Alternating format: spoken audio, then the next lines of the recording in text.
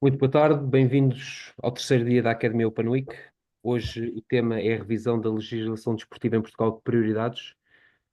Quero agradecer uma vez mais a presença do professor Alexandre Mestre, coordenador da pós-graduação em Direito do Desporto Autónoma Academy, e os respectivos convidados.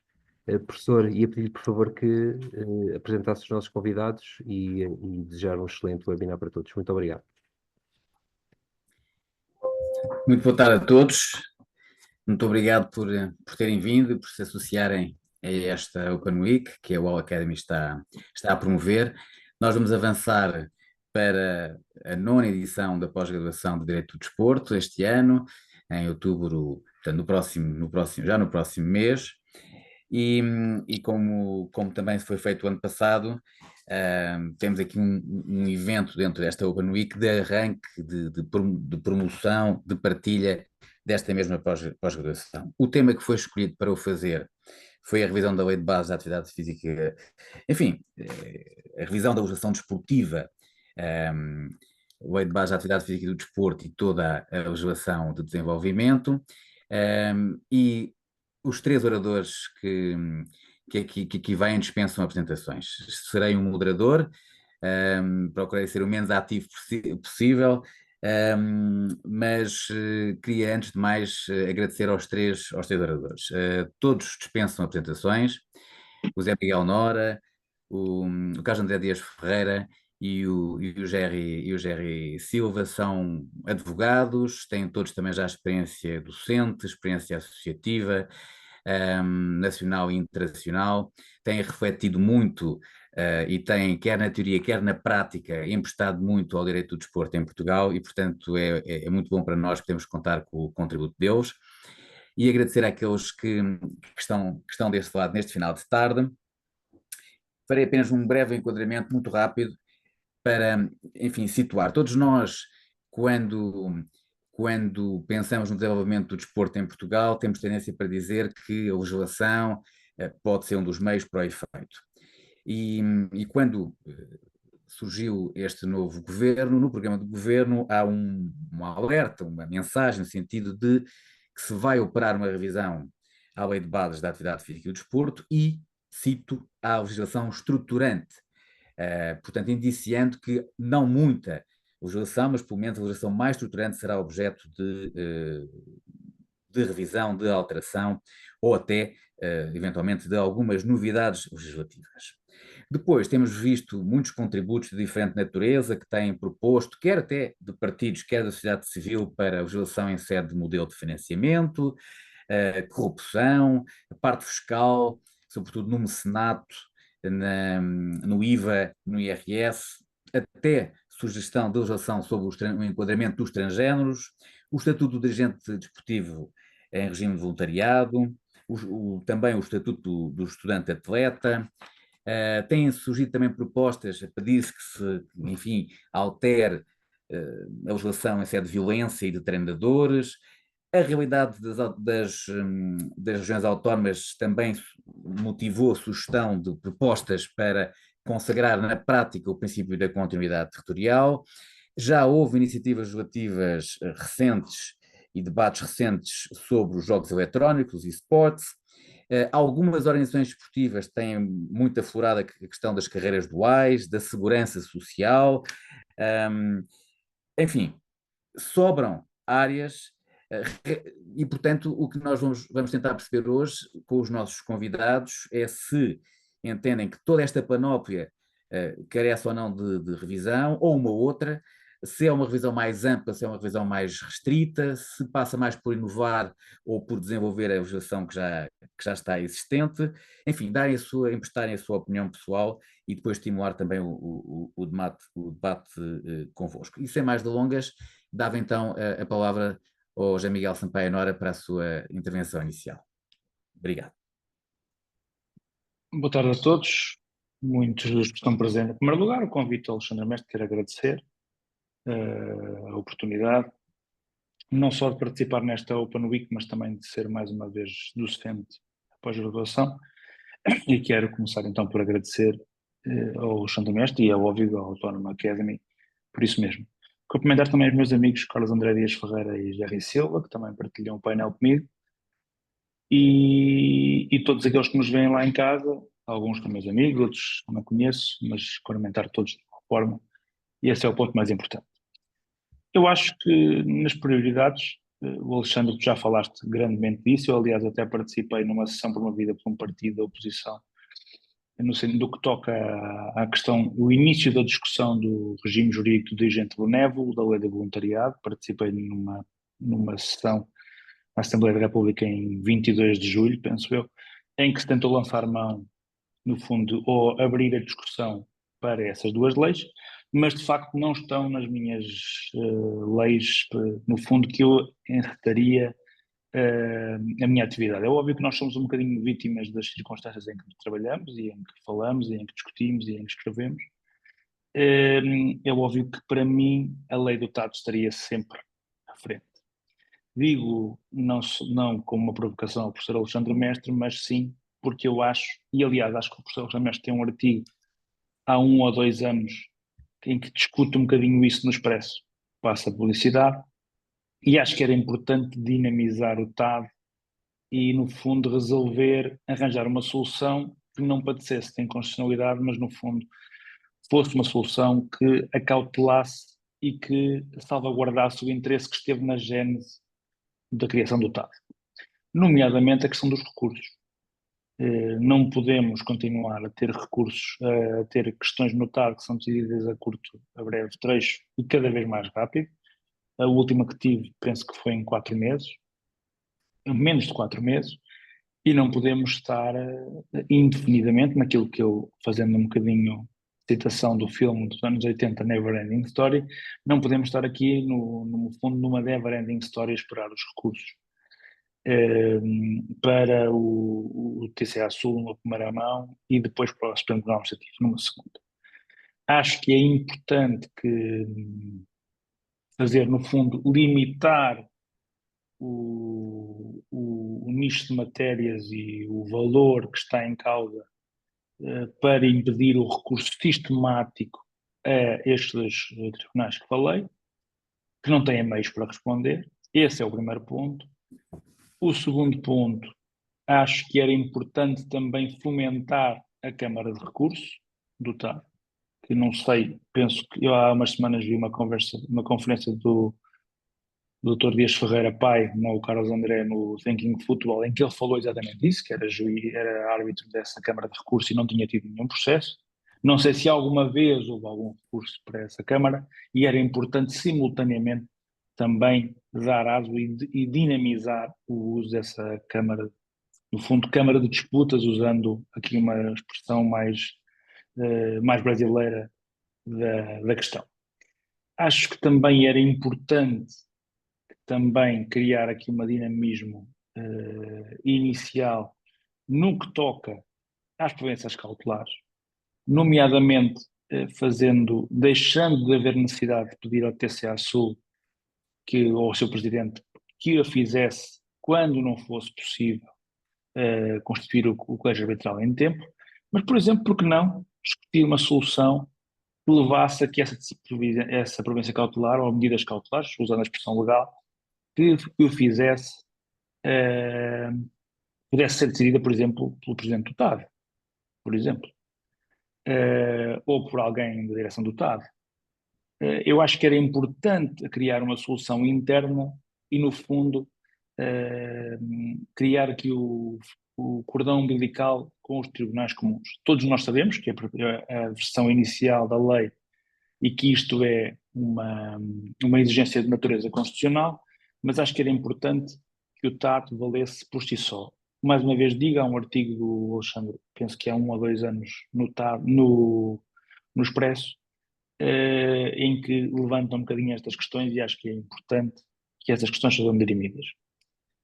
Outro ponto que eu sempre defendi, mas que não tenho unanimidade nem cá em casa, é, por exemplo, o caso das prevenções cautelares.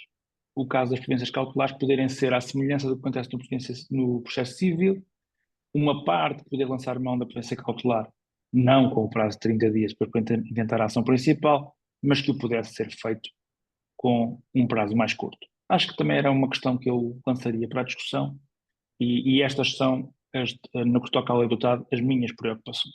É óbvio, já estou a ver ali o Dr. Luís Paulo Relógio com medo que me critique, mas eu acho que o regime de associações desportivas também acho que é a altura de começarmos a pensar nisso.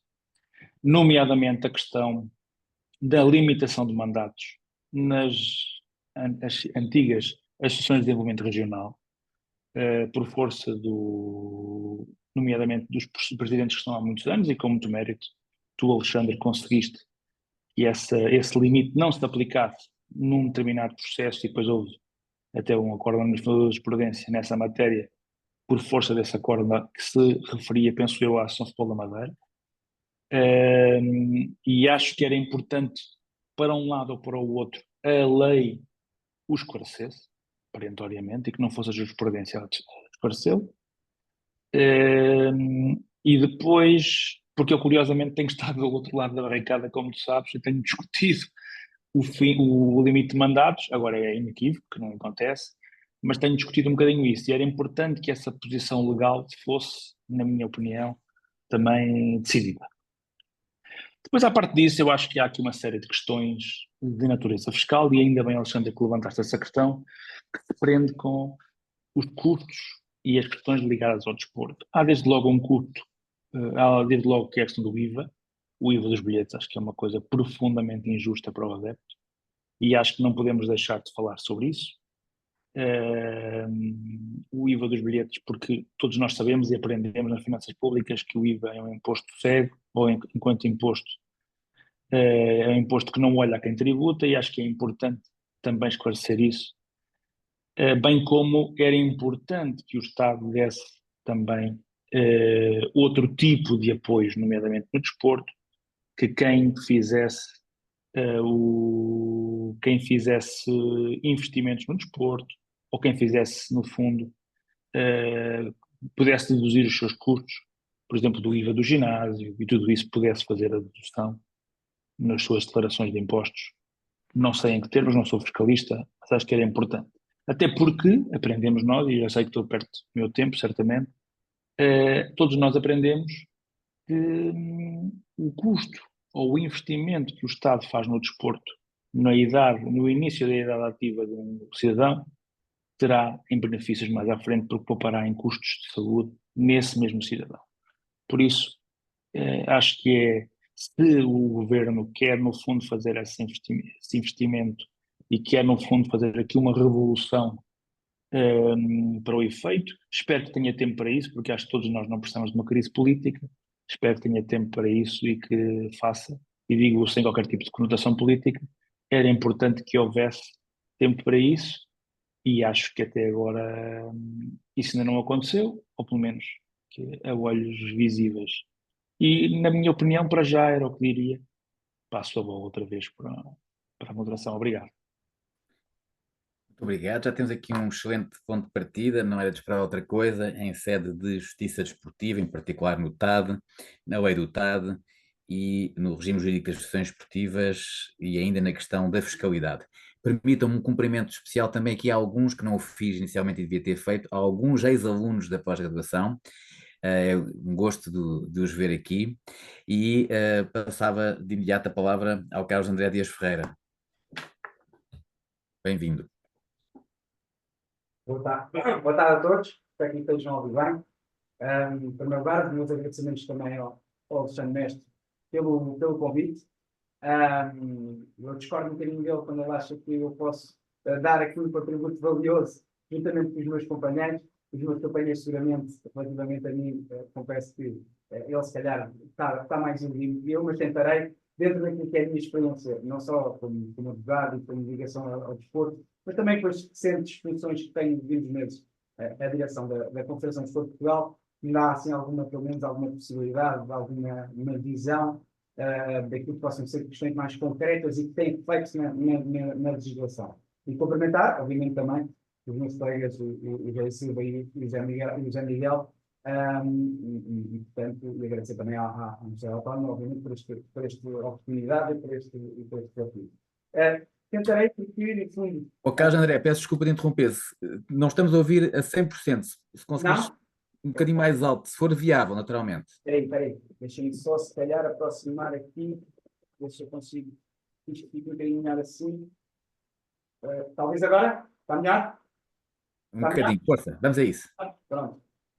Se tiverem com dificuldades, depois também me digam.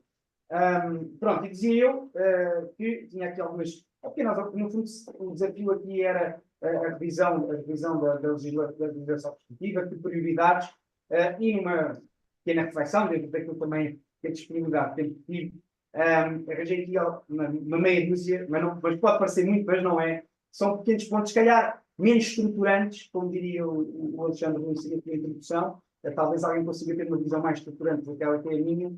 Eu talvez faça um bocadinho mais uma visão de algumas pequenas necessidades mais terra a terra, e poderia ficar aqui, se calhar, podíamos ficar horas a pensar em questões diferentes que poderiam ser levantadas.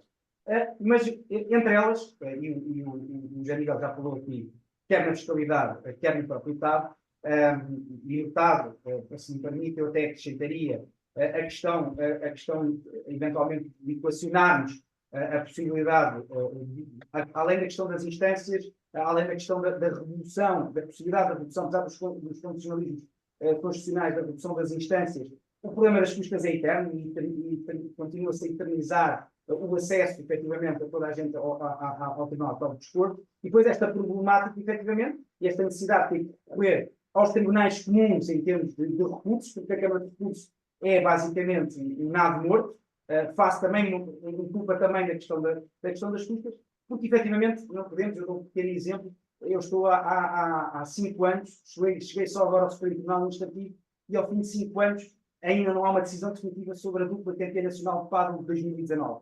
E, portanto, isto não é, como calculo, incompatível toda esta estrutura que está montada e que, a meu ver, é útil, mas depois a prática às vezes atraiçoa um bocadinho aquilo que era a finalidade do Tribunal Eleitoral.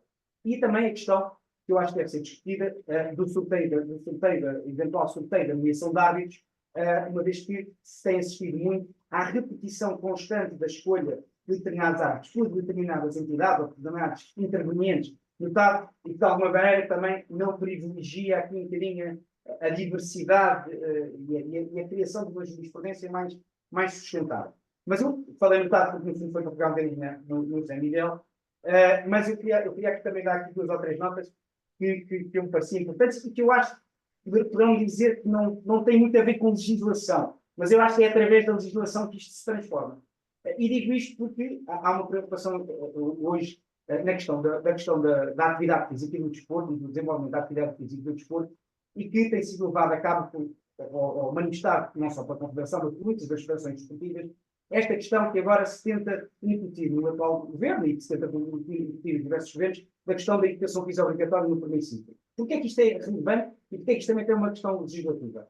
Porque, na verdade, falamos muito, agora vemos dos Jogos Olímpicos e das medalhas que se conquistam e que não se conquistam, mas o próprio secretário-geral ouviu em conferência de imprensa dizer que não era uma questão de dinheiro no alto rendimento e nos atletas olímpicos que participam nos Jogos Olímpicos. Muita gente se insurgiu achando que poderia ser um sacrilégio dizer isto, mas eu acho que não está enganado, eu acho que ele foi honesto.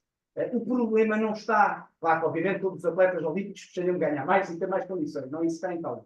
Mas todos eles, o problema não está naquilo que eles podem oferir e naquilo que eles podem se profissionalizar enquanto atletas de alto rendimento. O problema está na base em quantos lá podemos chegar. Uma coisa é lá chegar e ter condições remuneratórias para viver disso, outra coisa é na base poder lá chegar. E é nessa base que tem que haver uma transformação que deve começar logo de pequeninos, não é? No fundo, potenciar o crescimento de novos atletas logo desde a base e não apenas recorrendo à boa vontade dos clubes esportivos e das federações que vão, digamos, puxando os atletas. Portanto, isto para dar uma luz de que a legislação, na minha opinião, tem logo que começar na base. E isso leva-nos para questões como o financiamento do desporto. Obviamente que isso seria uma questão do Orçamento de Estado, mas o Orçamento de Estado é uma lei, e não vou discutir agora aqui se deve ou não deve haver mais investimento no desporto. Eu obviamente, como pessoa do desporto, obviamente defendo que sim, até pela disparidade que há no investimento da cultura, mas se queremos falar de legislação, e falou-se aqui há um bocadinho, há a questão, por exemplo, do regime das apostas desportivas.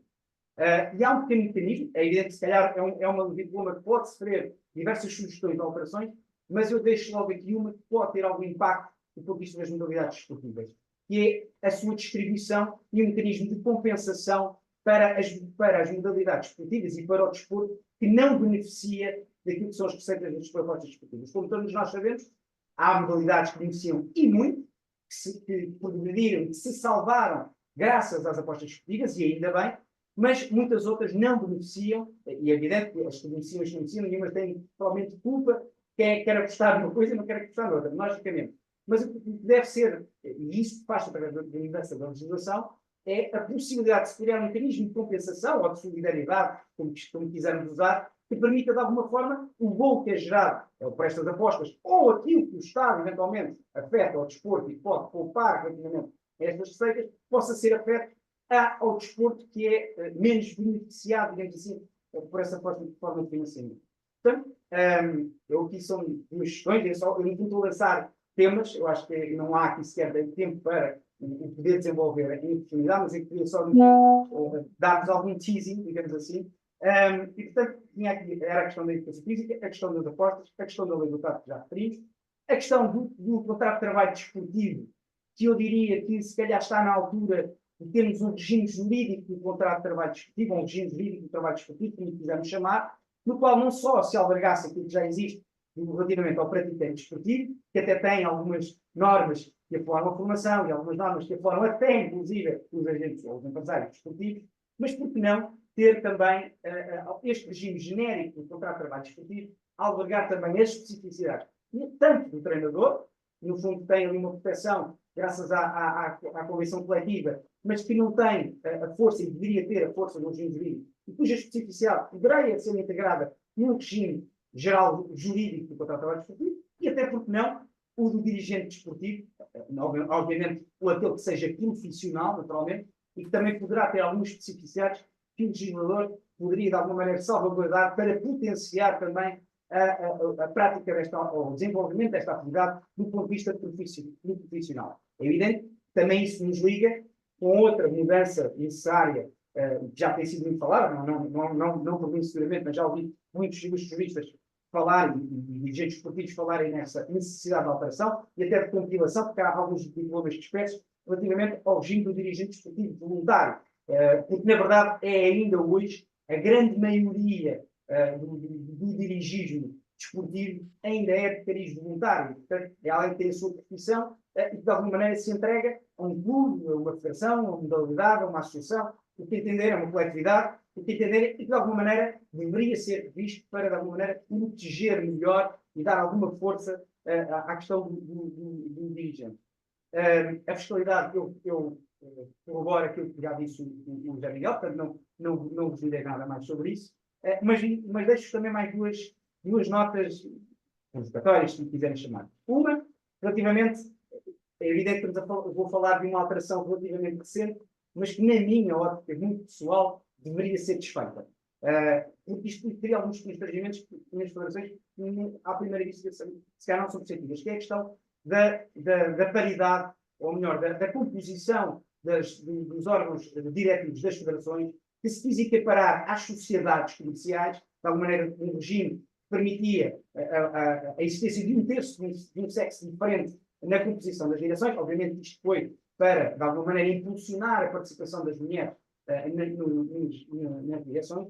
E isto, se me permitem, eu sei que pode não ser politicamente correto, para além de eu achar que não privilegia efetivamente as qualidades e as capacidades da mulher, porque acho que depois muitas vezes têm associado esta ideia de participação nos cargos ou nos órgãos por força de uma cota e não pela força da sua competência e da sua qualidade, que existe e muita, e portanto acho que nesse aspecto é diminuidor, mas por outro lado, porque não há uma noção da realidade quando se fala em dirigentes desportivos. Porque por muita boa vontade que haja, em algumas federações pequenas, eu vou-lhes dar só um pequeno exemplo, desculpem, não quero alongar mais, mas eu tenho só mais dois deixas dessas, mas vou dar deste ponto, só dar um exemplo para perceberem o que eu quero dizer. A Federação, o Bolívia, por exemplo, a Federação Bolívia, dois falaram com o Presidente, tem cerca de 800 ou 900 praticantes, dos quais apenas 40 são mulheres. Portanto, significa que as mulheres, nesta modalidade em concreto, haverá outra, não têm já muita apetência para praticar esta modalidade, mas ainda querem que um terço da direção seja voluntariamente dirigente dentro desta direção. É evidente que o que acontece é que as pessoas não querem, depois vamos ter assistido nesta modalidade, nesta operação ou noutras, relativamente com dimensão mais pequena, a pedirem à mulher, à cunhada, à irmã ou à sogra para preencherem lá o lugar dos cargos de direção, quando não têm pessoas que queiram assumir voluntariamente este cargo e este órgão. Eu percebo isso para a questão das sociedades, nas administrações, ou quando os cargos são remunerados. Ainda posso, tirando a questão que eu já disse das cotas, eu posso admitir melhor. Do ponto de vista do dirigido e do voluntário, isto ainda se torna mais complicado. Portanto, isto é só um pequeno pormenor de alterações que às vezes são impostas às federações, neste caso, ao obrigam a alteração do regime jurídico, depois quais eu acho que deveríamos desfazer. E por último, também um pormenor, se calhar, resultante da profissão, resultante de ser adepto, resultante de ser aficionado do desporto, o que entendemos. O regime jurídico da violência contra o desporto já sofreu inúmeras alterações. Mas eu lanço aqui, vejo aqui seguramente muita gente que gostará de futebol, mas que não só de futebol, de outras modalidades de pavilhão, e não só, e que e é um pequeno pormenor que se calhar pensa assim, bem, lá está ele a falar da cerveja ou do leite, que é a questão da abertura, porque os regulamentos, no fundo, têm que respeitar a lei, e a lei que impõe a proibição das bebidas alcoólicas nos estádios, nos recintos desportivos, nos mais diversos recintos desportivos. E é algo maniatador, não só da questão da evolução e do crescimento, da capacidade que pode ter de angariar receitas dos próprios clubes, mas também, de alguma maneira, cria problemas de insegurança. E eu digo isto também, temos já como representante da Confederação na Autoridade para a Prevenção contra a Violência. A questão é, basta que todos vejam, quando entram num estádio, temos muitas preocupações que não se beba, ou não se consumam águas alcoólicas dentro de um estádio. Mas a 100 ou 200 metros, tudo à volta de um estádio, bebe-se por todo o lado, toda a gente consome, e depois entram todos, a 5, 10, 15 minutos, no máximo, em cima do jogo, tudo em massas, criando uma insegurança e uma instabilidade muito maior, em que as revistas são claramente deficientes, porque tudo entra nos estádios, ou tudo entra nos pavilhões, ou tudo entra nos recintos desportivos, e ao invés de poder ter as pessoas mais cedo dentro dos recintos desportivos, controlá-las mais cedo, e problemas de excesso de alcoolemia são controlados tanto à entrada como quem está lá dentro.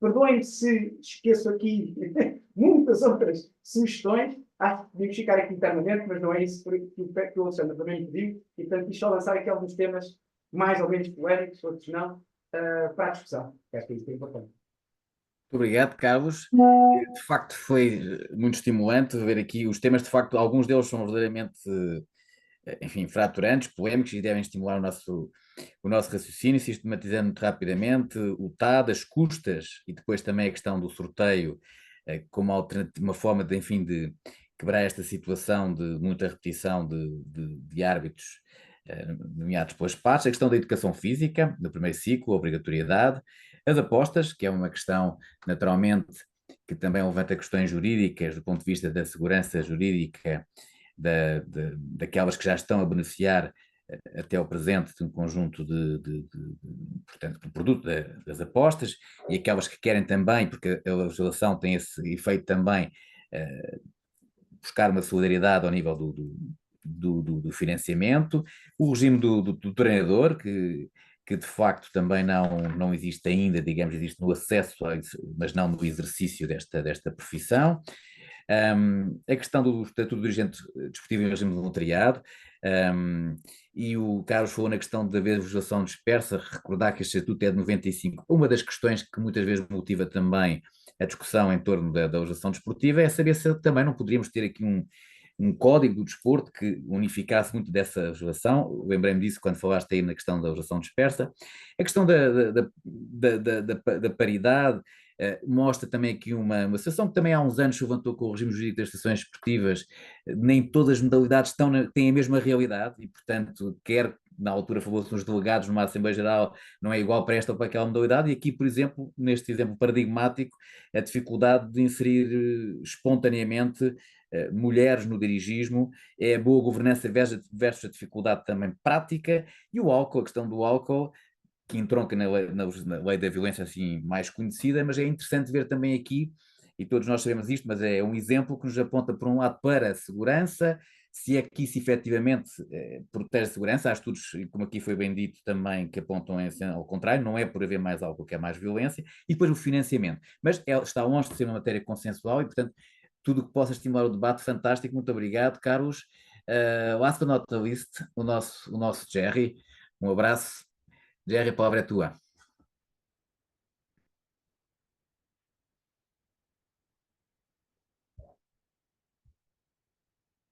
Jerry Silva?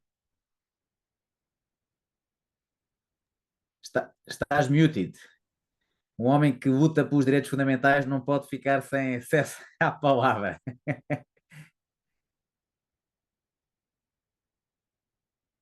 Não te estamos a ouvir, Jerry. Estás com mute.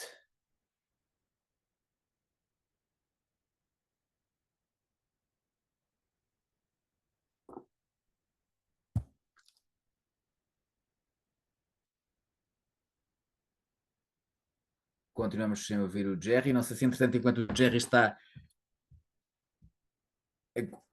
a tentar... Muito boa noite a todas e a todos. Ora, Presumo que agora já tenha conseguido que me ouçam, é assim? Ouvimos bem, sim. Muito bem. Então, mais uma vez, muito boa noite a todas e a todos.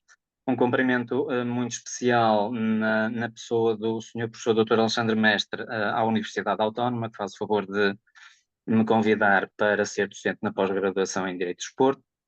Dr. Alexandre Mestre, um agradecimento especial por tudo aquilo que vem permitindo contribuir para a minha aparição ainda pontual nestas matérias do desporto e um cumprimento também para os colegas de painel.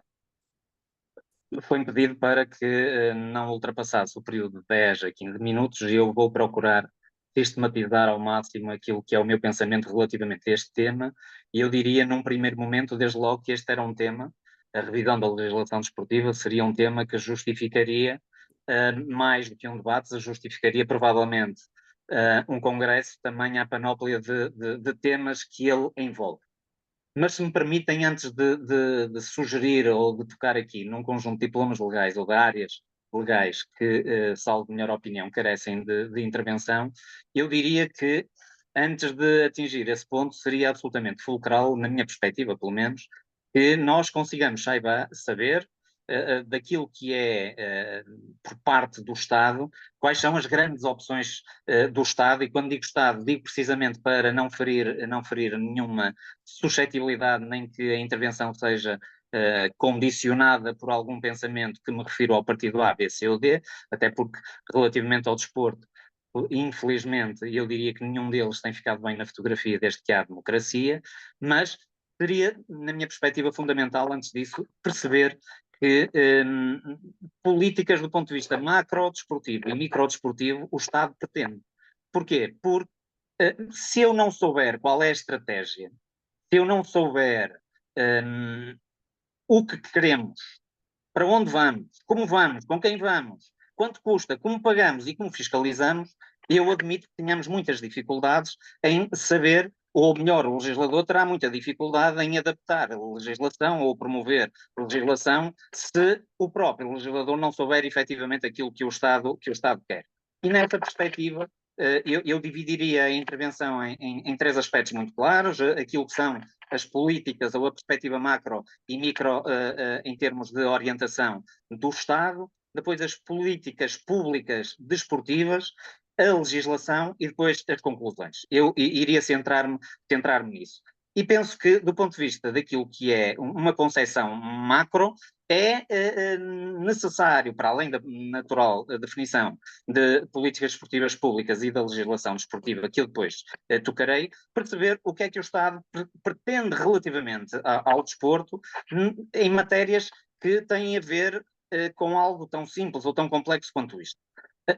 Primeiro, a fiscalidade.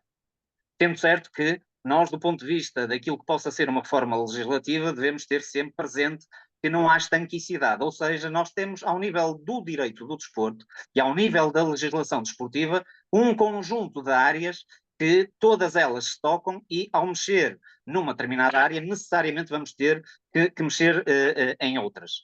Primeira nota, infraestruturas e investimentos. O que é que o Estado, que percepção é que o Estado tem relativamente a esta matéria? Depois, um outro elemento que me parece fundamental do ponto de vista macro ainda, a educação e a formação dos agentes. O que é que o Estado, em concreto, pretende? Pretende um upgrade em relação à educação e à formação que tem vindo a ser ministrada, ou pretende, de facto, aqui que, com exceção de determinado tipo de agentes, todos eles, sem exceção, e em particular, eu diria que, sem qualquer tipo de reserva ao nível do dirigismo, se quer ou não quer avançar para uma capacitação e uma formação dos nossos dirigentes capazes depois de trazer ao desporto melhores práticas de gestão, melhores práticas de ética, melhores práticas de transparência e, no fundo, trazermos um desporto mais limpo e mais correto. Também perceber aquilo que o Estado possa perceber, possa entender ou possa querer para a inovação e a tecnologia. Os tempos de hoje são tempos que não permitem conceber o desporto e, por maioria de razão, a legislação, sem percebermos qual é a intervenção ao nível da inovação e da tecnologia. Claro que há aqui, do ponto de vista macro, um outro aspecto que é muito importante, que é, eu sublinho, que é o da justiça desportiva. Como sabem, sou juiz de árbitro do TAD, integro a Câmara de Recurso, que desde a constituição do TAD nunca teve nenhum processo, portanto, eu diria que é um órgão, até à data, figurativo, mas antes de nós pensarmos no TAD e naquilo que possam ser as suas virtudes e defeitos, sublinhando e fazendo aqui um registro de interesses muito claro, porque ainda antes da constituição do TAD já defendia esse modelo de arbitragem, mas não chega a isso. Nós temos que perceber se o Estado, quando decide, nomeadamente nas matérias de arbitragem necessária, institucionalizar um modelo alternativo, um caminho alternativo de justiça desportiva, que modelo é que pretende em concreto com esta justiça desportiva? Que é tirar esta justiça desportiva por via da arbitragem daquele que era, no fundo, o recurso ou o caminho gracioso que todas as federações tinham, Conselho de Disciplina, recurso para o Conselho de Justiça, e depois só em situações excepcionais é que os tribunais interviriam, ou se pretende, de facto, além deste passo, fazer conjugar esta justiça desportiva por via da arbitragem com uma justiça, digamos que judicial. E aí o Estado tem que tomar medidas muito claras, porque nós assistimos de forma indelével a duas velocidades. Porque a pendência do Tribunal Arbitral desceu consideravelmente, a média ronda de decisão dos processos ronda 260 dias, há providências cautelares decididas em 3 dias, há providências cautelares decididas no próprio dia, e como aqui foi dito, depois há recursos, seja para o TCA Sul, seja para o Supremo Tribunal de Justiça, a demorarem vários anos, e o recurso pode não terminar por aí. Portanto, perceber que justiça, o Estado, naturalmente, que em 2007, e sobretudo com o novo regime jurídico das federações desportivas, quis claramente, deu um sinal inequívoco, que a justiça desportiva que existia à data não era a justiça desportiva que perspectivava como adequada, mas não chega, e por isso eu falava há pouco, nós temos que saber para onde vamos, como vamos, com quem vamos. Não chega o Estado criar um tribunal arbitral e depois não criar, não só do ponto formal, não só do ponto de vista formal, perdão, não só do ponto de vista substancial, com limitações e alterações que são necessárias na lei do TAD, mas também do ponto de vista formal, não conceder instrumentos que permitam uma conjugação e uma justiça que seja uma justiça feita em tempo. E nessa matéria o Estado tem necessariamente que intervir, deixando só aqui uma nota, porque vai para 10 anos que ouço diversas opiniões sobre as custas do Tribunal Arbitral do Desporto, inclusivamente de quem, quando não está no Tribunal Arbitral do Desporto, critica e depois consegue perceber. Creio que é um falso problema por duas ordens de razões, embora eu não me vá perder muito por aí. Primeiro, porque o regime do apoio jurídico mantém-se, existe, e depois, qualquer um de nós que tenha um mínimo de experiência sabe que, por exemplo, no cá estás, qualquer recurso exige no mínimo de caução 20 mil francos suíços. Portanto, comparar ou limitar o problema da justiça desportiva às custas não me parece que seja por aí. Há outras questões de fundo bem mais profundas que merecem reflexão. Mais duas notas que me parecem importantes do ponto de vista macro. Os modelos de fiscalização, como é que o financiamento é promovido e depois como é que esse financiamento é fiscalizado no sentido de verificarmos se a sua afetação é correta e depois, no momento mais adiante, se essa afetação ou esse benefício per capita é ou não é o adequado para definindo-se um ano civil, um ano económico, um ciclo olímpico, que será provavelmente o mais razoável, se de facto aquele capital, aquele montante que o Estado decidiu investir no desporto é um montante capaz de gerar ou não uma mais-valia. Não vou trazer aqui, porque não é ainda o momento, os dados que existem, os últimos são de setembro de 23, relativamente do barómetro especial relativamente à atividade física, mas são dados que envergonham o Estado português e é necessário começar por aí e perceber porquê. Porque o problema não é só dar dinheiro, é mais do que isso, é mais além. Por último, também perceber do ponto de vista macro aquilo que o Estado pretende naquilo que é a promoção internacional ou não do nosso desporto. E isso depois há de entroncar naturalmente numa outra matéria de legislação e também política pública desportiva que tem a ver com aquilo que nós queremos do alto rendimento. Se queremos um alto rendimento para, numa ou noutra modalidade, e felizmente vão sendo mais, nós possamos ter um êxito pontual, ou se de facto, conciliando com um dos aspectos que eu referia do ponto de vista macro, infraestruturas e investimentos, se nós queremos um alto rendimento para que tenhamos um alto rendimento associado a conquistas internacionais e conquistas essas internacionais que nos permitam precisamente perceber que há uma causa efeito. Do ponto de vista micro e com reflexo também num conjunto de legislação que depois eu vou procurar sistematizar de uma forma muito rápida, eu diria que há 5 aspectos que são fundamentais. O primeiro deles, independentemente da ordem e da ordem também de grandeza, o primeiro tem a ver com o apoio ao desporto amador. O que é que o Estado pretende fazer com o apoio ao desporto amador? Porque, e entroncando também na matéria fiscal, ou desaguando da matéria fiscal, que será um aspecto macro, e da fiscalidade, nós temos um desporto amador despido de qualquer proteção legislativa. Não são só os dirigentes.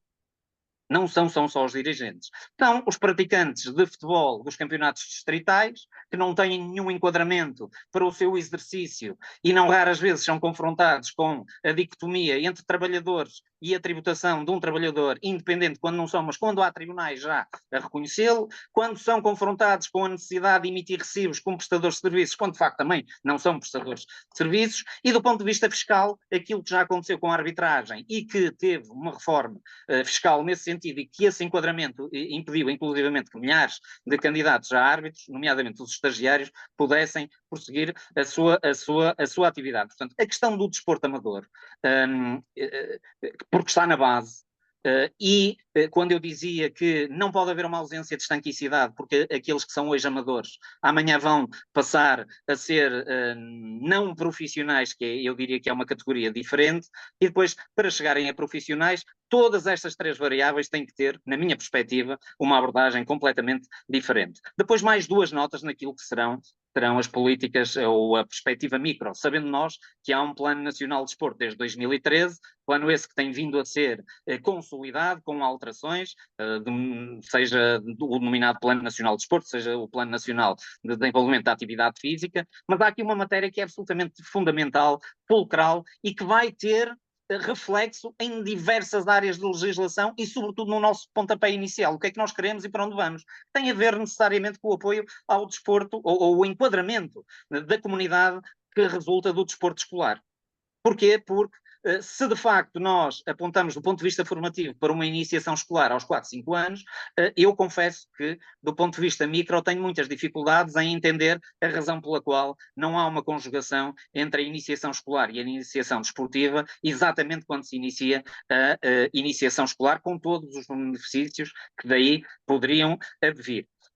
Isto do ponto de vista macro e micro. Passando para as 2 últimas notas que eu queria aqui deixar e que têm a ver com, por um lado, políticas político-desportivas públicas e desportivas e, por outro lado, aquilo que é o Plano Nacional de Desporto, que vai nos trazer aqui um aspecto fundamental, que é este. Nós termos um Plano Nacional de Desporto sem termos pessoas capacitadas para que o coloquem em prática, que sejam capazes de observar se aquilo que é pressuposto ou não desse Plano Nacional de Desporto está ou não está a ser executado, esquecendo-nos nós que a capacitação pressupõe a obtenção ou não, ou o percurso por via da obtenção de skills, e que qualquer que seja o caminho que nós queiramos percorrer, seja o distrital, seja a recreação, seja o lazer, seja o profissional, nós estamos numa área de humanismo. E esse humanismo não está dissociado nem do desporto, nem daquilo que deve ser o prosseguimento do desporto e, concretamente, a legislação.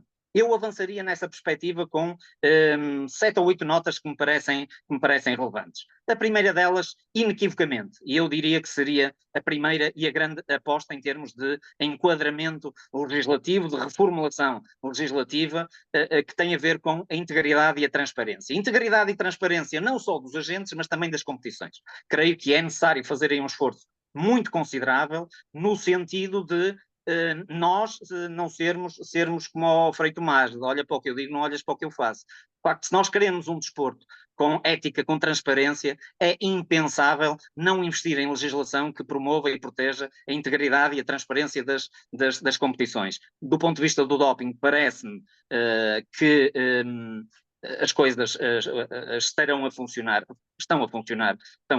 bem, mas depois temos outros setores que estão absolutamente nebulosos, e nessa nebulina entra uma vez mais o problema dos dirigentes e a sua proteção, seja dos dirigentes, seja dos atletas, seja dos árbitros, e seja dos treinadores, relativamente à omissão daquilo que, na minha perspectiva, se justifica autonomizar do ponto de vista do contrato de trabalho desportivo, e nomeadamente o regime jurídico do contrato de trabalho desportivo do treinador, que tem especificidades que não podem, na minha perspectiva, continuar tão despidos. E depois mais duas ou três notas que me parecem importantes no que diz respeito à proteção dos agentes desportivos. O que tem a ver, e está relacionado com as carreiras duais, aquilo que é a intervenção ou não do Estado pós-carreira, e isto encaixa naturalmente naquilo que é o início da conversa, se queremos um Estado no desporto mais musculado ou se queremos um Estado mais liberal que deixa, que delega poderes e que depois até abre um espaço para a iniciativa privada, e aí naturalmente que a sua intervenção será mais limitada. E depois naturalmente o estatuto do dirigente. É pena que subitamente este tema começa a surgir por parte de vários dirigentes, quando em 2015, em Castelo Branco, em outubro de 2015, foi apresentada uma proposta de revisão do Estatuto do Dirigente no regime de voluntariado. Essa proposta ficou para as calendas, ficou engavetada, e hoje ouço muita gente falar, e bem, ainda bem, porque é sinal que, pelo menos do ponto de vista auditivo, as coisas evoluíram, falar no Estatuto do Dirigente, mas, se me permitem, o Estatuto do Dirigente não se pode resumir ao Estatuto do Dirigente Benéfico. Tem que avançar também para o estatuto do dirigente profissional, porque, permitam só uma nota a título de exemplo, é absolutamente impensável que uma sociedade anónima desportiva tenha como elemento de satisfação da idoneidade uma declaração subscrita através de um modelo que está disponível na internet, em que o próprio interessado diz que é idóneo para poder exercer um cargo de administrador. Pergunto eu se um homicida vai dizer que é homicida. É difícil que o faça. Ou se nós conseguimos encontrar algum candidato a administrador de uma sociedade anónima desportiva ou de uma SEDUC que me diga: não, eu não vou ser presidente do Conselho de Administração porque eu não tenho idoneidade. Portanto, isto só para verificarmos aqui do ponto de vista da legislação, matéria muito difícil, muito, eu diria que pantanosa, mas das duas uma. Ou queremos assumir, de facto, passar para um patamar diferente, porque nós temos dos melhores jogadores, dos melhores treinadores, dos melhores árbitros, e ao nível do dirigismo temos alguns poucos de grande dimensão e os outros são, infelizmente, medianos. Depois, ao nível destas políticas público-desportivas, eu não vou demorar muito mais, são só mais 2 ou 3 notas, percebermos também de que forma é que 3 áreas muito essenciais e que merecem profunda intervenção legislativa, Paulo, devido respeito, são as áreas, e uma delas o Dr. Alexandre Mestre já tocou, tem a ver com os esportes e aquilo que o desporto, como é que o desporto e o legislador consegue ter aqui uma simbiose, se não perfeita, mas uma simbiose possível para se adaptar a esta relação entre o desporto e a tecnologia e a sustentabilidade. sabendo nós que, nomeadamente naquela que é a modalidade mais praticada, hoje em dia a FIFA tem milhões e milhões de euros e dólares disponíveis para apostar em programas de sustentabilidade. E, portanto, aí a legislação também tem que dar um sinal de modernidade. Mais duas notas que me parecem importantes ao nível daquilo que seria a legislação. Por um lado, a criação de condições para que nós tenhamos efetivamente um desporto para todos, um desporto inclusivo, e que aquilo que a Constituição da República refere quanto ao direito para que nós tenhamos desporto, ou o Estado com a obrigação de promover, isto passe do papel para a prática. Os dados, não os vou naturalmente aqui bater um a um, mas os dados são absolutamente desastrados ou desastrosos em relação àquilo que é a prática desportiva e, sobretudo, à distinção ou não permissão de inclusão. Duas notas finais em relação a isto, antes de passar às minhas conclusões. Desporto feminino e igualdade de género, naturalmente, mas igualdade de género e desporto feminino pela via positiva e não por uma via pré-determinada.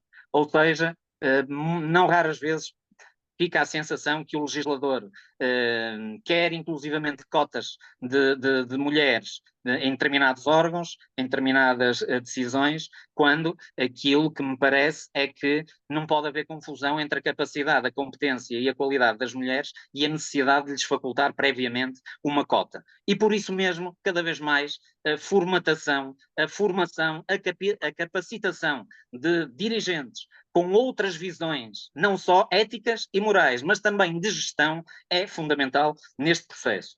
E, claro que sim, há aqui duas, para terminar mesmo, há aqui duas matérias que para mim são absolutamente fundamentais. Combate à violência e ao racismo, indiscutivelmente, é uma matéria que merece intervenção musculada. Bem sabemos nós que, quando falamos no direito penal, nas diversas variáveis das penas, a repressiva é a última, mas nós temos duas soluções. Ou criamos condições para termos gente capaz de ser prevenida, ou se essa gente não é capaz de ser prevenida, tem que ser reprimida. E essa é uma opção do Estado. Ou investe para ter gente mais capaz para, numa última instância, ser prevenida, ou continua a fazer de conta, ao longo de não sei quantos anos, 30 ou 40, acho que são anos suficientes para haver aqui um revés nesta matéria. O dirigente esportivo também já falei. Resumindo, diria que combate à corrupção e branqueamento de capitais fundamental, com códigos de ética, com regimes de incompatibilidades que não são os que nós temos, inclusivamente no regime jurídico das sociedades desportivas. Houve um decalque quase ipsis verbis de legislação dispersa. Eu convidaria aqueles que estão interessados no combate à corrupção e ao branqueamento de capitais a verem aquilo que foi a Declaração de Nova Iorque, 13 de junho, subscrita pela SIGA, e o envolvimento que, por exemplo, um dos países que é considerado os mais corruptos do mundo, que é o Brasil, tem relativamente à SIGA, e um plano muito claro para o combate à corrupção e ao branqueamento de capitais, o Estatuto do Dirigente, que já referenciei, formação e capacitação, fiscalidade e, por último, o financiamento do desporto.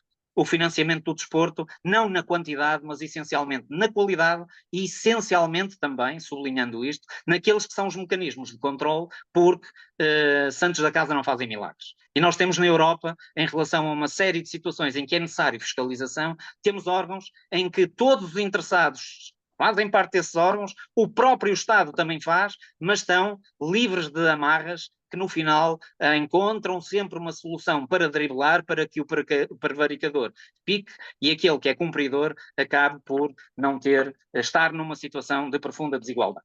Sumariamente era isto, há aqui uma série de exemplos, como eu disse, isto daria, salvo devido respeito, bom congresso, e também não quero monopolizar, porque creio que já passei os 15 minutos, e por hora era isto. Mais uma vez, muito obrigado por me permitirem participar.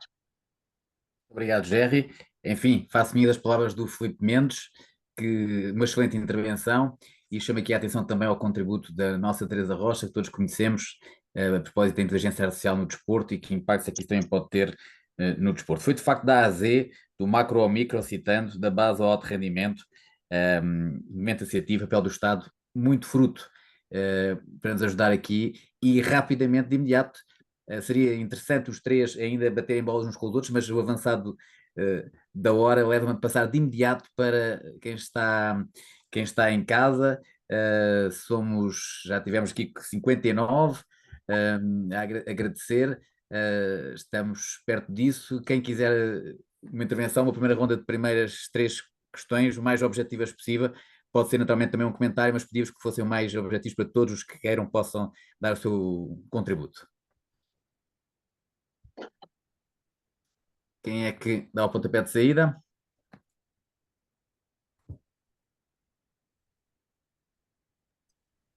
Enquanto ninguém fala, eu ia sugerir que eu acrescentasse umas coisas para ti em desvantagem por ser o Força, primeiro. Nora, vamos lá. Não, eu acho que há aqui uma série de questões também. Acho que concordo genericamente com tudo o que foi dito, mas há aqui 2 pontos que surgiram depois que eu acho que eram importantes falar. Que parte com o regime jurídico do praticante esportivo.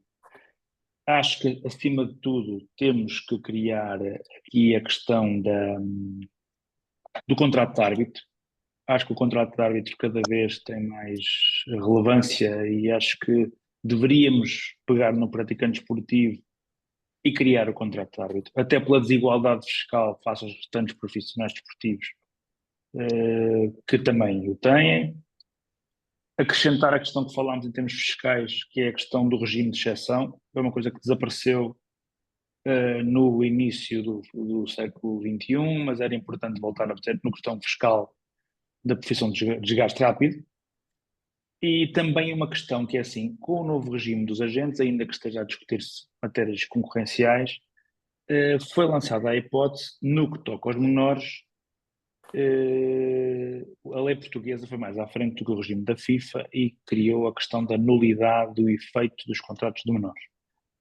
E agora, o novo regime da FIFA permitia que a idade mínima fosse a questão dos 6 meses antes da idade mínima para se celebrar o contrato desportivo profissional. Por força da lei, essa questão não é possível, partindo do princípio de que o regime de regulamentação da FIFA para os agentes volta e sobreviverá a esta questão concorrencial e jurisprudencial.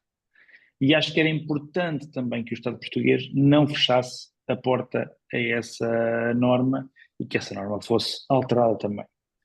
No que toca às bebidas alcoólicas, eu acrescentaria também uma coisa que eu acho que poderá ter concordo plenamente com o que foi dito. Aliás, há um tema que foi falado até pelos CEOs dos 4 maiores clubes portugueses no último Thinking Football, em que se falou, até acho que penso que foi o Sporting que falou mais sobre isso, e acho que era importante também salvaguardar a questão do vinho. Sei que vais gostar do que eu vou dizer, Alexandre, porque acho que o vinho, Portugal é um país produtor de vinho, e acho que nós também devemos também lançar a escada para, já que é aberto o consumo de bebidas alcoólicas, não esquecer o vinho e não seja só a cerveja. E acho que era importante e era uma coisa que o comércio, algo que a indústria portuguesa iria ser privilegiada com isso, neste caso a indústria agrícola. Só para terminar. Bem, Sim. Eu já estava muito contente de ter convidado e ouvir, ainda mais contente fiquei, Zé Miguel. Muito bem, mais contributos, por favor, quem nos está a assistir. Doutor Alexandre, eu queria fazer uma questão. Força, Teresa. Pronto, é assim, tem a ver com os dados de proteção singular, proteção de dados. Pronto. Todos sabemos que é um direito fundamental e isso está expresso na União Europeia. Todas as pessoas têm o direito à proteção de dados de caráter pessoal que lhes digam respeito. No caso dos transgêneros, e isto foi agora muito publicitado, no caso dos transgêneros e nos Jogos Olímpicos, veja-se o caso daquela boxer argelina. Aqui o fato de a termos publicitado como foi publicitado, não boicota aqui um bocado esta proteção de dados singulares, ou eu estou aqui a fazer uma grande confusão? Eu se calhar dava-nos, tanto obrigado, Teresa, a palavra ao Jerry Silva, uma vez que também já tem obra publicada sobre esse tema, não sei se ele quer... Eu queria era só, confesso, já estou on, não estou, estão a ouvir. Estás on. Ok. Eu queria só que a senhora doutora Teresa, a quem saúdo vivamente e que faz parte de um grupo de trabalho que tem estado a trabalhar arduamente, não só na atualização do Estatuto de Dirigente Esportivo, mas noutros diplomas que creio eu que irão ajudar, ou pelo menos permitirão a discussão em relação a algumas das matérias que aqui falamos, e queria saudar vivamente, porque é de facto, não só intelectualmente, mas como colaboradora deste grupo, onde estamos todos inseridos, ou procuramos estar todos imbuídos num espírito, é de facto uma pessoa fantástica, e um abraço muito, muito especial para a doutora Teresa. Mas eu pedi-lhe, por favor, em concreto, qual é a dúvida? Confesso que não consigo. A dúvida tem a ver com o seguinte: todos sabemos que há o RGPD, né? A Lei da Proteção de Dados Pessoais. Sim. Entrou em vigor em maio de 2018, sim. Sim. O facto de estarmos a publicitar uma transgênero no meio desportivo, se não combate o RGPD desta atleta, como caso singular e como dado pessoal. Vamos, Uma pessoa. sim, vamos ver o seguinte. Aquilo que eu pergunto é o seguinte: para que o exercício da atividade onde o transgênero é integrado possa ser desenvolvido, esse cidadão ou essa cidadã, melhor dizendo, ou o transgênero, está ou não está dependente de se disponibilizar para um conjunto de regras e um conjunto de exposição diferente daquele que o cidadão comum, que não intervém no fenómeno desportivo, está obrigado. E se formos depois aos fundamentos de licitude que justificarão essa manifestação, eu diria que encontramos com toda a certeza fundamento, porque inclusivamente para a integridade das provas é necessário eu saber e apurar e apreciar concretamente com que estou a lidar, porque se uma prova diz só é possível participar em homens, ou diz só é possível participar em mulheres, independentemente do conceito, ou melhor, do enquadramento que nós queiramos ter sobre um transgênero, necessariamente a competição há de regulamentar a intervenção de um transgênero. Esse transgênero, a partir desse momento, tem aqui uma capa de reserva de intimidade da vida privada que há de ceder para quê? Para que os regulamentos que definem podem participar só transgêneros, pode participar só uma, podem participar 2 transgêneros, etc. Há aqui um interesse legítimo que supera essa necessidade, e quando eu participo, eu sei que há um conjunto de dados pessoais que, por inerência, eu vou ter que deixar de os guardar ou fechar às sete chaves. Coisa diferente é, por exemplo, se nós tivermos uma competição em que numa mesma equipa, vamos admitir por hipótese, que teríamos o exemplo de 2 transgêneros, e tivesse, por alguma forma, alguém manifestado que os 2 transgêneros têm o mesmo domicílio profissional. Porquê? Porque esse é um dado, sendo um dado pessoal, é absolutamente irrelevante e não há nenhum fundamento, nenhum interesse legítimo ao nível da licitude e da fundamentação da recolha, tratamento e proteção de dados pessoais que o justifique. Mas a questão, Obrigada, obviamente, que não é uma questão linear. Aliás, as questões que têm-se suscitado a esse nível e aquelas que hão de resultar da inteligência artificial, como alguém fez aqui referência, confesso que não consegui. Foi a doutora. Pronto. São matérias que eu diria que merecem um estudo profundo, e a resposta que é dada é uma resposta, naturalmente que não é intuitiva, mas é uma resposta que carece sempre de alguma reserva, porque merece um estudo muito mais profundo, até porque nós vamos assistindo relativamente a um conjunto de posições ou de intervenções, não só a nível europeu, mas até de grupos de trabalho que se dedicam especificamente a esta matéria, e a alguns autores, e não conseguimos ter, eu diria que não conseguimos ter uma mesa em que possamos dizer que é de vidro e que o vidro é transparente. Muito obrigada, Dr. Zé. Obrigado, Teresa.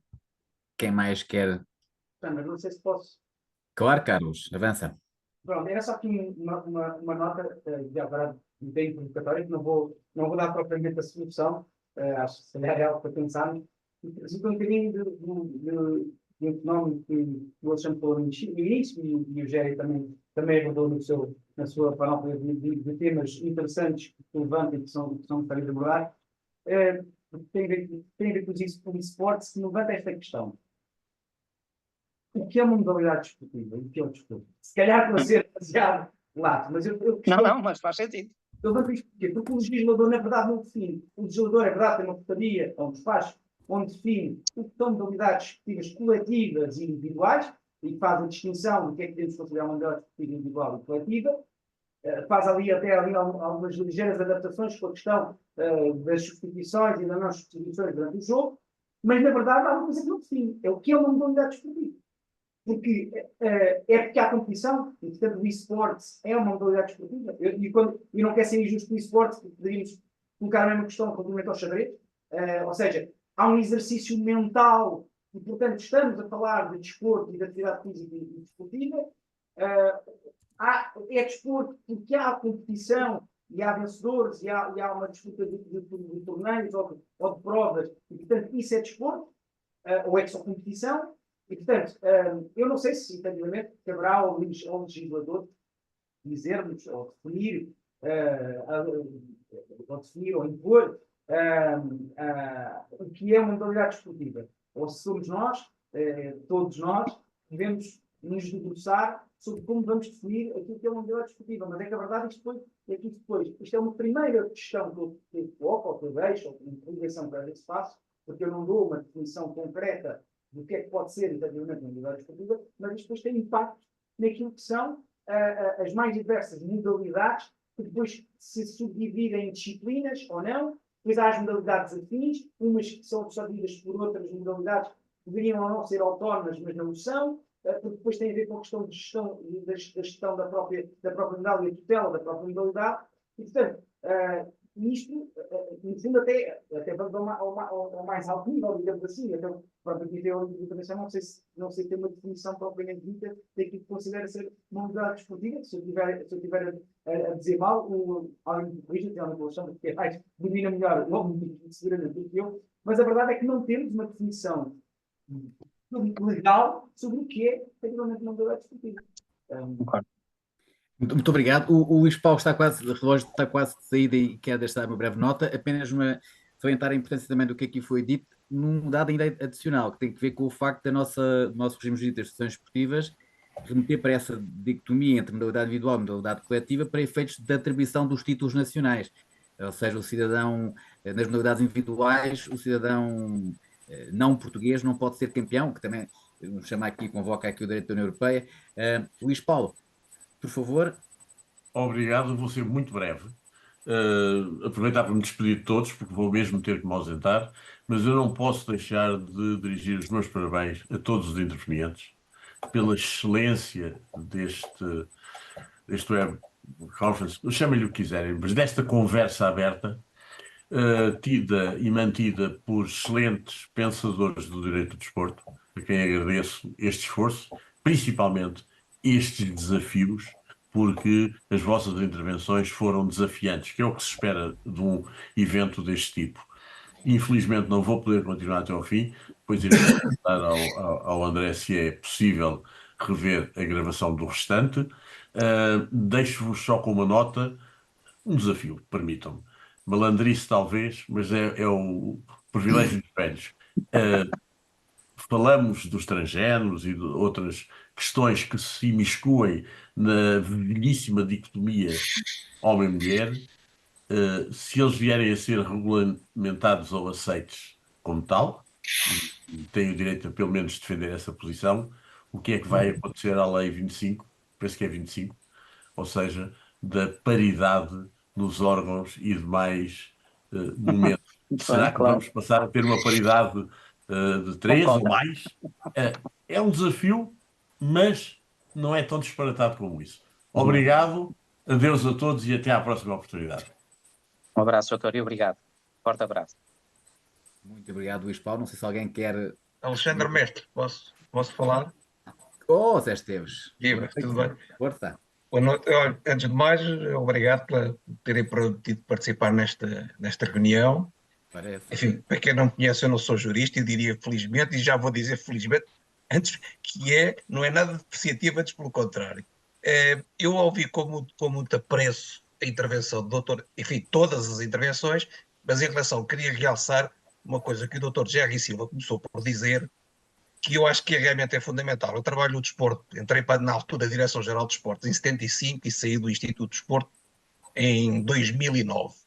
E, portanto, atravessei trabalhei com dezenas de secretários de Estado, inclusive com o Dr. Alexandre Mestre, com muito prazer e muita honra.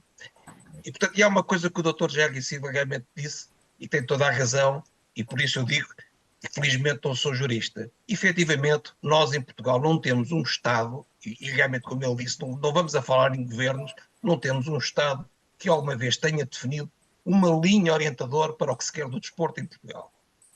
E, efetivamente, há aquelas discussões, devemos ter um Ministério do Desporto, onde devemos ter um Ministério do Desporto, os secretários de Estado devem ser homens do desporto, onde devem ser homens do desporto. Eu só recordo da última vez, ou da única vez que tivemos verdadeiramente o Ministério do Desporto, eu trabalhava, enfim, como já disse, nesse período, no mesmo partido, conseguiu nomear três ministros diferentes em 2 anos, cada um no seu período, com as orientações mais dispersas possíveis e imaginárias. E isto passou-se também com outros partidos, com secretários de Estado, etc. E, portanto, isto é um problema muitíssimo complexo.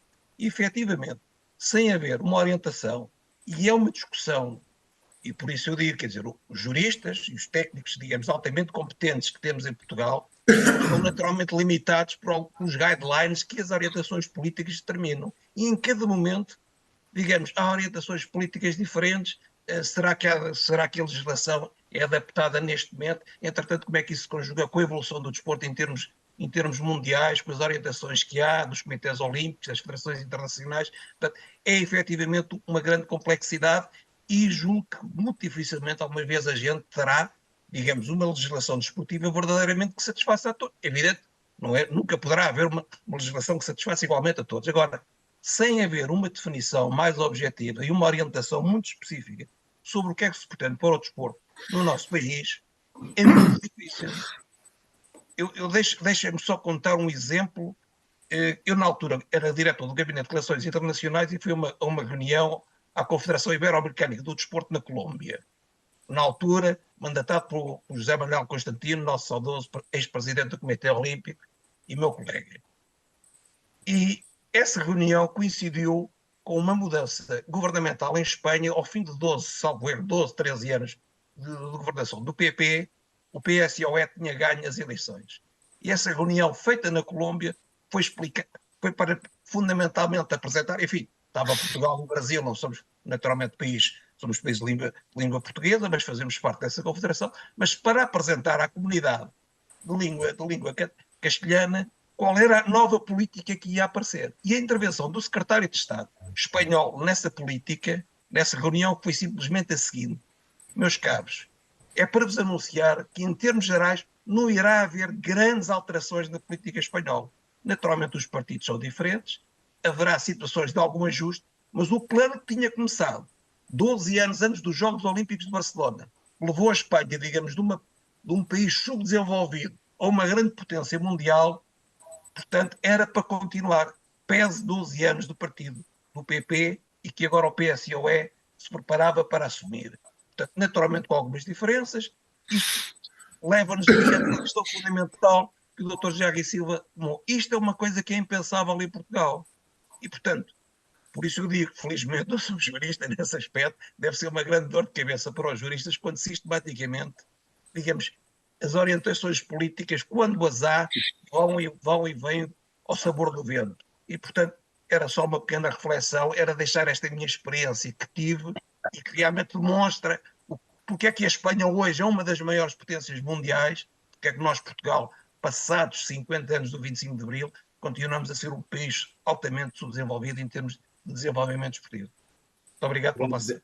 Zé Esteves, antes de dar a palavra ao Jerry, caso ele queira opinar algo sobre esta questão, enfim, temos este anúncio simultâneo deste governo de quer rever a legislação, quer definir, estruturar um plano de desenvolvimento esportivo para o país. E, portanto, necessariamente uma coisa estará conjugada com a outra. Vamos esperar que se tornem realidades e vamos confiar, eu estou claramente confiante de que vai ser um bom binómio. Não sei se o Jerry quer comentar alguma coisa. Não, agradecer só o cuidado e a gentil intervenção de quem antecedeu, e de facto sublinhar sempre que tive o cuidado de falar sempre no Estado, é algo que que se prolonga e que temos muita dificuldade em ter a exceção, e de facto quando sentimos que algum senhor secretário de Estado pretende ir um bocadinho mais longe, as dificuldades são mais que muitas, sendo certo que, independentemente das dificuldades, há algo que eu acho que é fundamental, é ter capacidade para abrir o diálogo, porque as necessidades que existem são diferentes em função dos agentes e também são diferentes em função das modalidades e, portanto, não é um trabalho, é muito mais simples estar aqui a debitar, entre aspas, um conjunto de ideias e de reflexões e de pensamentos, porque depois a prática é bem diferente. Mas, necessariamente, aquilo que eu defendo é isto. Nós temos que ser orgulhosamente portugueses. E temos que ser orgulhosamente portugueses sem sermos sistematicamente ou muitas das vezes depreciados quando em termos de qualidade nós já demonstramos que somos capazes de nos bater com qualquer atleta, em qualquer modalidade individual, em qualquer modalidade coletiva, nós somos capazes e, portanto, eu recuso-me terminantemente, enquanto a voz não me doer, e mesmo que a voz me doa, vou seguir o conselho da Amália Rodrigues, vou estar sempre disponível para erguer a voz no sentido de procurar modestamente contribuir para que Portugal esteja entre os maiores dos maiores, porque tem condições, tem gente pensadora e executora para isso. Muito obrigado, Jerry, e corroborar aqui também que a governança e a orgânica, quer do governo, quer da administração pública, nas autarquias, também naturalmente tem essa gestão adequada e tem efeitos práticos. Muito rapidamente aqui, a Rafaela fez uma questão. Olá, Rafaela. Um produto da UAL também tem uma questão relativamente à legislação referente ao consumo de bebidas alcoólicas nos centros esportivos. Tendo em conta que é proibido, como se justifica existir o consumo sem limitações nos camarotes durante um evento esportivo. Bem, sempre juízo dos meus colegas poderem naturalmente deverem intervir. Eu penso que há não tenho aqui a lei à minha frente, mas penso que há uma parte da lei que diz que em zonas delimitadas, especialmente limitadas para o efeito, é possível, digamos que num regime excepcional e, portanto, haver o consumo de bebidas alcoólicas. Poderá ser essa a razão? Não sei se algum dos meus colegas quer aditar algo.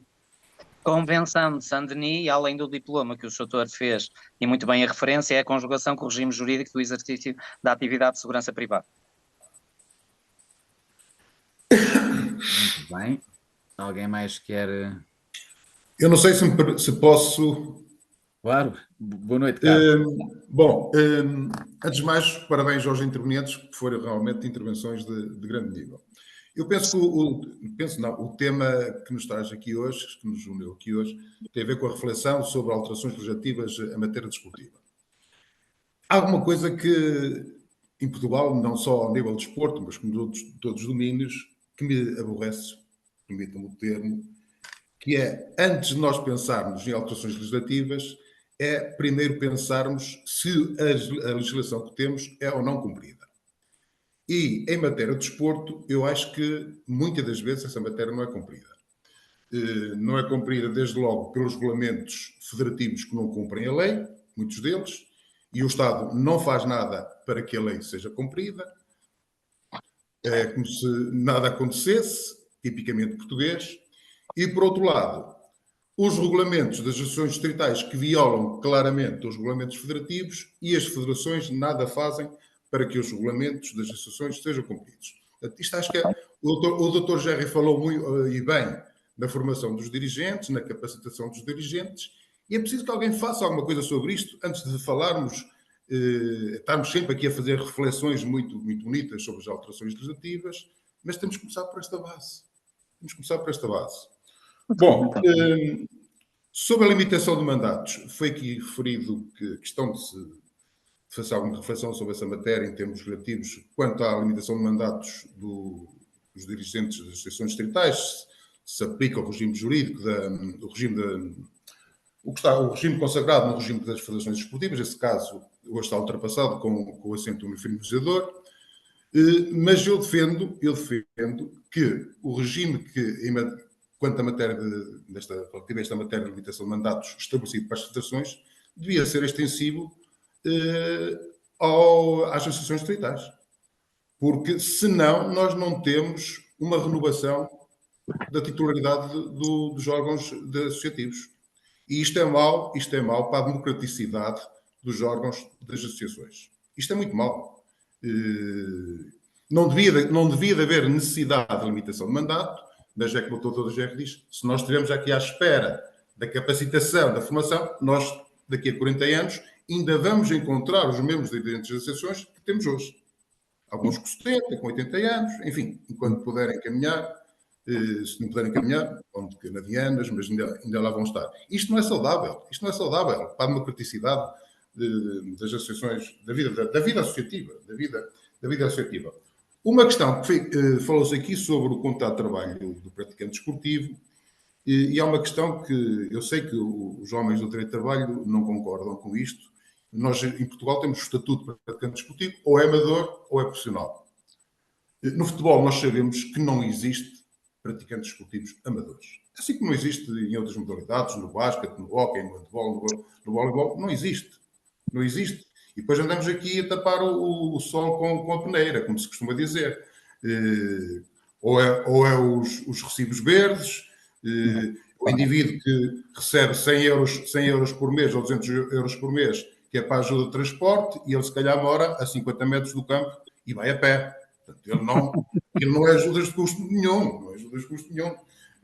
Eu às vezes até costumo dizer que há clubes de futebol que não parecem clubes de futebol, parecem empresas de transportes. Porque aquilo é para lá recibos de combustível, que é uma coisa maluca. Isto não é um clube de futebol, isto é uma empresa de transporte. E para nós não andarmos a tapar o sol com a peneira, eu acho que devíamos refletir se realmente não devemos consagrar aqui o regime do semiprofissional. Porque o estatuto que nós temos hoje, o regime que nós temos hoje, não é compatível com a realidade do futebol distrital, por exemplo. Um clube distrital, eu sei que hoje em dia há muitos clubes distritais já a pagar alguns salários chorudos. Mas muitos deles não conseguem pagar mais de 300, 400 euros por mês. E porquê é que a lei não há de permitir ou consagrar o estatuto do regime semiprofissional? Ou então dizer, olha, ele é profissional desde que ganha acima de X, acima de um salário mínimo ou de um outro valor qualquer. Portanto, eu acho que este era um ponto que merecia alguma reflexão no futuro. Muito obrigado. Muito obrigado, Carlos. A ideia é fecharmos o nosso debate às 9. Temos 5 minutos. Dava a palavra aos nossos 3 oradores para, desde logo, pegarem estas últimas questões sobre a fiscalização, sobre a limitação de mandatos e o contrato de trabalho desportivo. Não sei quem quer começar. Posso começar eu, até porque já falei disso. Não acho que era importante que a lei tivesse. Eu compreendo que era ótimo, e agradeço a intervenção, que era ótimo que essa questão fosse regulada por autorregulação, passo o pleonasmo, porque no fundo não seria necessário que a lei interviesse nesta matéria, mas eu acho que isso não vai acontecer se a lei não fizer essa intervenção. Por isso eu acho que tem que haver uma opção legislativa no que toca à limitação de mandatos, completamente de acordo com a capacitação dos dirigentes, completamente de acordo com o que o Dr. Gerri disse também, no que toca à questão das SADs e dos formulários de idoneidade, completamente de acordo. E ainda nem falámos de uma questão que eu vou em breve falar, que é a questão da pornografia, que são as taxas das sociedades esportivas. É inacreditável o que se cobra. E acho que isso é um ponto muito importante. Por isso, completamente de acordo. Era ótimo que isso acontecesse, que não houvesse intervenção da lei, mas como eu aprendi na primeira cadeira de Direito, o mundo é um só e nós somos muitos, e por isso é que a lei tem que vir regular essa situação. E acho que concordo plenamente de acordo com o que eu digo. Limitação de mandatos, acho que era importante que existisse para todos os cargos, e acho que isso é uma prova de transparência e de integridade do desporto, em primeira linha. Obrigado. Obrigado, Nora, e desde já aproveito também para agradecer toda a tua intervenção global neste evento, sempre em alto nível. Um abraço. Obrigado. Gerri? Sim, muito. Está alguém? Posso? Não, Força. entrar aqui, eu vou passar para mim, depois para o teu jeito. Não, era colocar os mesmos. Gerri, vamos respeitar a ordem. Ok. Estou a brincar. Carlos, força. Eu pensei que ia ser por ordem, peço desculpa. Não, eu também só duas notas finais, até porque algumas vezes também tenho que falar depois agora no final. e que fica efetivamente para também a preservação. A ausência, efetivamente, de um plano de desenvolvimento esportivo nas últimas décadas, o atual governo fala no lançamento desse plano. Aguardemos para ver se ele vê nascer, se ele nasce, para saber o qual realmente.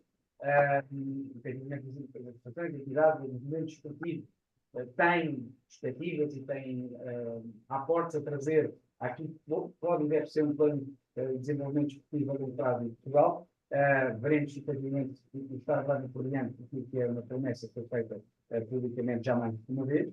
E também recordar que foi aqui por um Carlos Correia, salve, que é concordar com o facto de, muitas vezes, isso quando acontece com a legislação portuguesa, e acontece com muita outra legislação portuguesa, que às vezes nós somos muito bons fazedores de leis, permitam a expressão, aos cumpridores das mesmas. E, portanto, às vezes não chega a fazer boas leis, elaborar boas leis, é porque pode, efetivamente, tenham aplicabilidade e que elas sejam, efetivamente, levadas a um porto. E quando eu digo aplicabilidade, digo também fiscalização. Há vários pequenos exemplos que poderíamos dar, como a Lei 45 dos direitos excluídos das federações, em que, quer dizer, damos uma competência fiscalizadora à ASAI, mas a ASAI tem tanto, como se dizer, para mim, uma expressão, que muitas vezes negligencia aquilo que são, efetivamente, a proteção desses direitos. Como esta lei, poderia falar na questão da disposição da lei atrás do ensino do desporto, e, portanto, talvez muitas outras, corroborando isso, aquilo que disse o Carlos Correia, de que, sim, é necessário haver a legislação, como aliás aqui demos algumas luzes e algumas outras, mas efetivamente também não basta fazê-la, é preciso efetivamente torná-la aplicável e viável. Muito obrigado, desde já. Obrigado, Carlos, e obrigado por toda a tua participação. Um abraço. E vamos terminar com o Gerry. Telegráfico, limitação de mandatos. Totalmente a favor da limitação de mandatos, totalmente a favor da não aplicação da limitação de mandatos, porque entendo que o regime jurídico das federações não o prevê e não se aplica às associações, mas naturalmente que deveria ter sido esclarecedora em relação a esta matéria, não obstante as associações esportivas terem associações de direito privado e a autonomia, o princípio da liberdade de organização possa de alguma forma aqui ser tocado, mas a minha posição no acórdão uniformizador de jurisprudência, a minha posição na primeira instância é muito clara relativamente ao que penso sobre esta matéria. O acórdão é público e, portanto, se quiserem um dia, estiverem com dificuldades, em vez de tomar um Lexotan ou algo semelhante para adormecer rapidamente, é só fazer um print do acórdão e ao fim de 2 ou 3 linhas do meu voto, facilmente irão despertar para uma reflexão, mas ao nível do sono. Desculpem a brincadeira. Relativamente à questão que foi colocado por um interveniente, que eu confesso que não fixei o nome, que foi antes de nós voltarmos à intervenção e que fez referência que os clubes parecem entidades transportadoras, ou eu estava a dizer que pareciam equipas de ciclismo, porque tantas voltas dão ali à volta dos estádios. É uma das questões com que o Estado se debate e que já foi objeto de, entre aspas, confronto, e que na altura, quiçá até de uma forma ingênua da minha parte, acabei por, numa das intervenções, quando se discutia a Lei de Bases da Atividade Física e do Desporto, na 7ª Comissão Científica, acabei por sugerir algo que aqui já foi mais ou menos referenciado.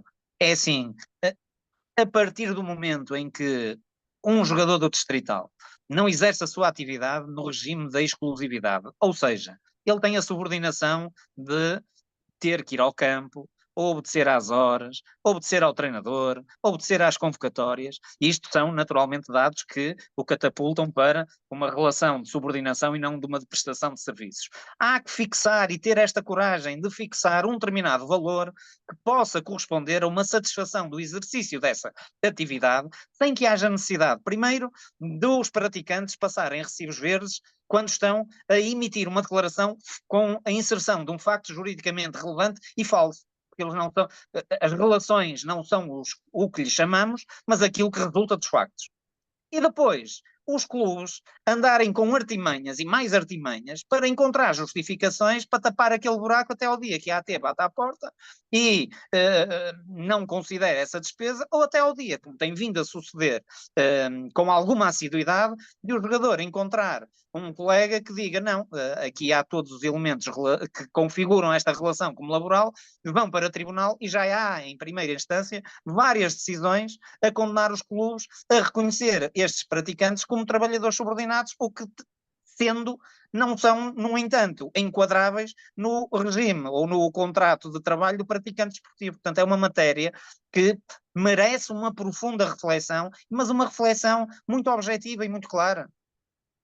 E, portanto, subscrevo aquilo que desculpa eu dizer o participante, não dizer o senhor participante, mas não é para melindrar. Penso que foi o Carlos Sá Correia. Muito bem, muito obrigado a todos, uma vez mais, aos nossos oradores, agora 40 e tal, fomos 60, que aqui estamos. Muito obrigado pela vossa presença, pela vossa atenção e pelo vosso contributo. E lá está, isto daria para um congresso, quem sabe. Um abraço a todos, uma boa noite. Obrigado. Boa noite e obrigado. Muito obrigado. Obrigado. Boa noite. Dr. José Miguel Nora. Obrigado a todos. Boa noite. Muito obrigado, Carlos. Dr. José Miguel Nora, já saiu. Já não Não, estou aqui. Está? Doutor, amanhã não, mas na sexta-feira estou a ligar. Já lhe enviei um convite para entrar para o nosso grupo. Estão ainda em linha. Estamos, peço desculpa. Sim, senhor. Um abraço, boa noite a todos. Tchau. Boa noite, obrigado. Obrigado.